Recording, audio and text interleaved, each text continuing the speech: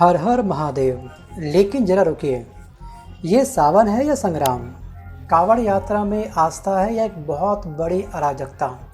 क्या ये श्रद्धालु हैं या फिर कोई सड़क के गुंडे? आज के इस वीडियो में हम आपको दिखाएंगे कि कैसे भगवान के नाम पर ही हो रही है रोड साइड एक रामायण। मतलब कि इन दंगाइयों के द्वारा रची जा रही है एक बहुत घटिया घटना। एक्चुअली दोस्तों, यहाँ पर हम सभी जानते हैं कि सावन का पहला सोमवार है। पूरा उत्तर भारत बोल उठा है, बोल बम हर हर महादेव।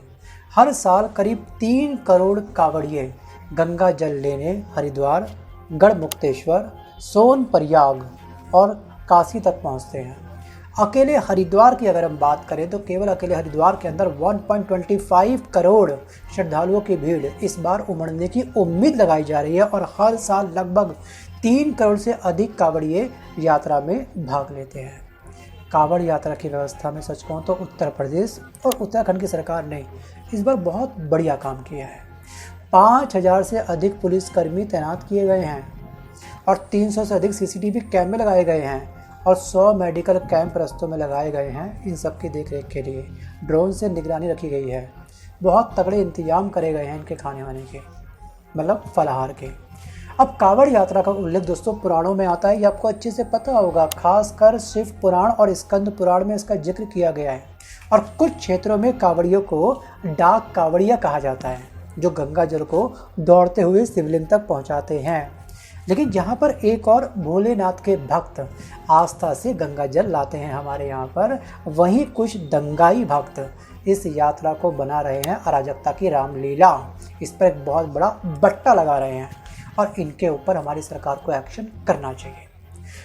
पहला वीडियो आप ध्यान से देखिएगा कि बस ड्राइवर को थप्पड़ पे थप्पड़ ये कांवड़िया मारता जा रहा है।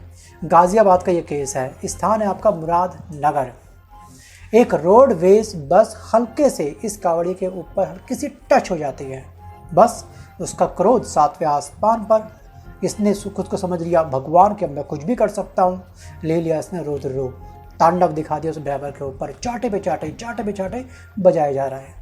एक्चुअली ये थप्पड़ पे थप्पड़ ना इस आदमी के ऊपर तो थे, लेकिन यहाँ पर अप्रत्यक्ष रूप से उत्तर प्रदेश की सरकार के ऊपर भी इस दंगाई के द्वारा थप्पड़ मारा गया है। ड्राइवर बेचारा हाथ जोड़ता रह गया, लेकिन भीड़ यहाँ पर सरेआम इस चीज़ को देख रही थी।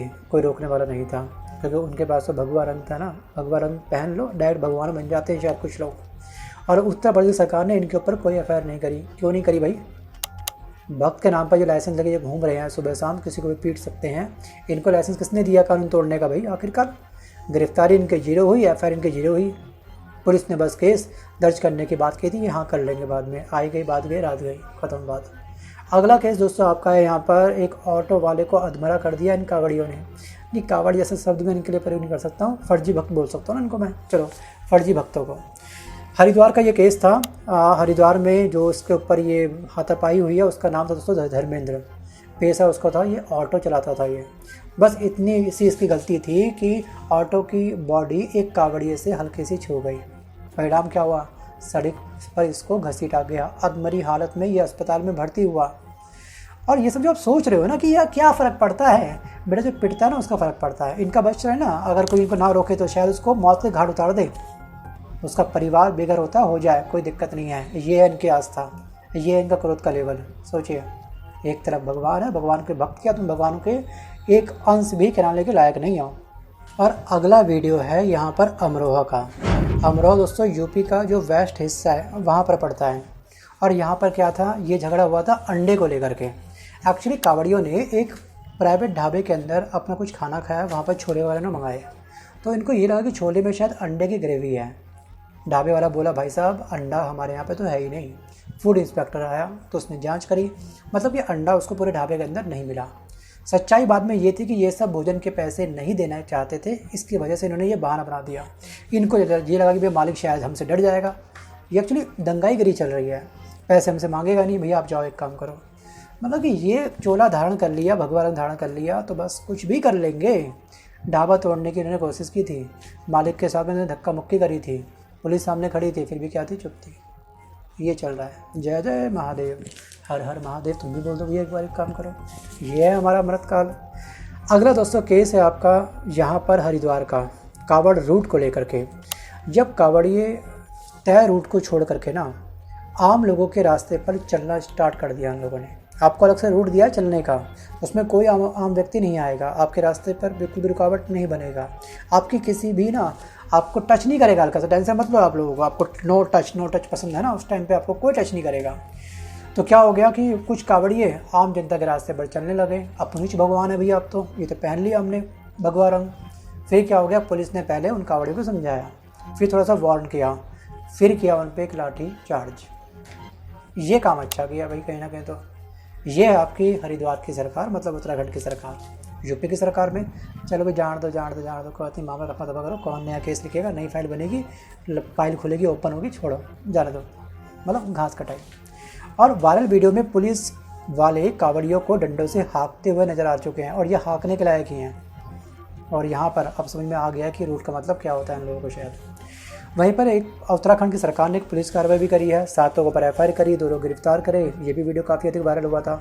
और दोस्तों एक आपका टोल प्लाजा वाला जो आपका उत्तराखंड के अंदर ही हुआ था, स्थान था आपका बहराबाद, या फिर हाँ बहाराबाद ये एग्जैक्ट नाम है। तो उसमें क्या हो गया था, कांवड़ खंडित होने का बहाना बना करके रोडवेज बस पर इन्होंने पथराव कर दिया। पुलिस के इन्होंने गुस्से में आके गाड़ी तोड़ दी, यात्रियों से भी इन्होंने क्या करी, मारपीट कर दी। ये है हमारे कावड़िए। 2 कावड़िए गिरफ्तार किए गए, वाहन सीज हुए, बाकी की पहचान अभी जारी है। और उत्तराखंड पुलिस ने सोशल मीडिया पर पोस्ट के साफ साफ ये लिखा है कि हम आस्था का सम्मान करते हैं, लेकिन कानून तोड़ने वालों को हम बख्शेंगे नहीं। अरे कानून तोड़ने वालों को एक काम करो कि इन्हीं तो तोड़ दो अच्छा खासा, कि कई साल तक घर में बैठे रहेंगे लोग हमेशा के लिए। और एक बात ध्यान रखिएगा कि अपना इंश्योरेंस आप करवा लीजिएगा। अगर आप इन रूट्स पर सफ़र कर रहे हैं ना, जैसे कि गाज़ियाबाद हो गया, या फिर मेरठ, मुजफ्फरनगर, हरिद्वार, अमरोहा, बागपत, तो ये काम पक्का कर लीजिएगा। गाड़ी का इंश्योरेंस चेक कर लीजिएगा, अपना मेडिक्लेम आपके पास में कोई है तो उसको अपडेट कर लीजिएगा।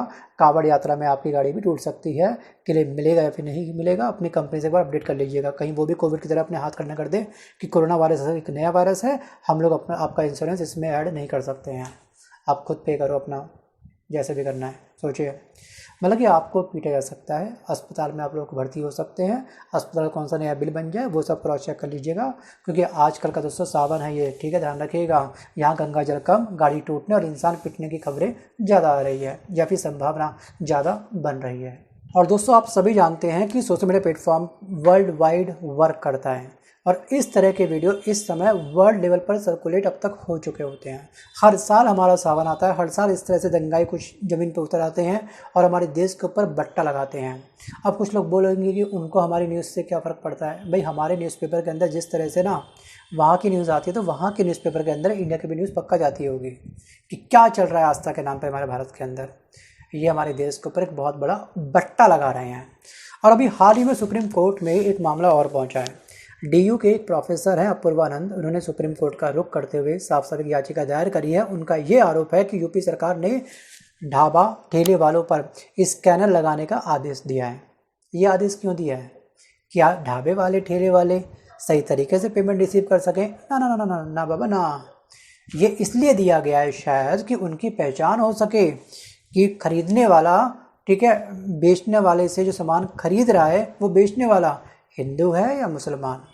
और संविधान के आर्टिकल नंबर 40 और 25 का ये साफ साफ उल्लंघन है।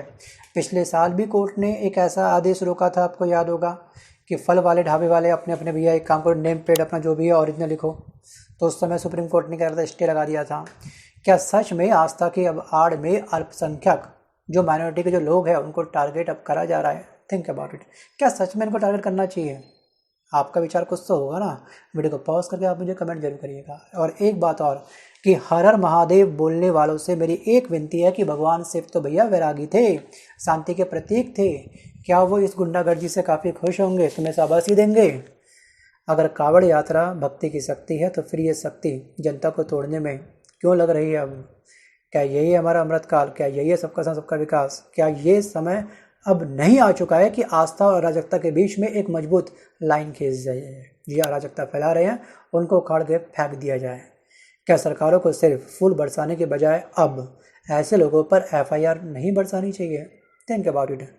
सो गाइस, सावन पवित्र है, उसे पवित्र ही रहने दो। सो गाइस, आज के इस वीडियो में बस केवल इतना है। लेकिन दोस्तों इस वीडियो के डिस्क्रिप्शन बॉक्स में मैंने आपको कुछ क्वेश्चंस दिए हैं, उस क्वेश्चंस को आप लोग अच्छे से पढ़ लीजिएगा। एक एक क्वेश्चंस का आंसर आप मुझे कमेंट जरूर करिएगा और उसका राइट आंसर भी आपको इस डिस्क्रिप्शंस के एंड में मिल जाएगा, क्योंकि इससे क्या होगा कि यहाँ पर इस सावन से संबंधित आपकी जानकारी के अंदर भी इजाफा होगा, नॉलेज आपकी बढ़ेगी। उसको एक बार प्लीज़ आप लोग पक्का पढ़ लीजिएगा। सो मिलता हूँ जल्द एक नए वीडियो के साथ में, तब तक के लिए धन्यवाद। हर हर महादेव, जय शिव शंकर।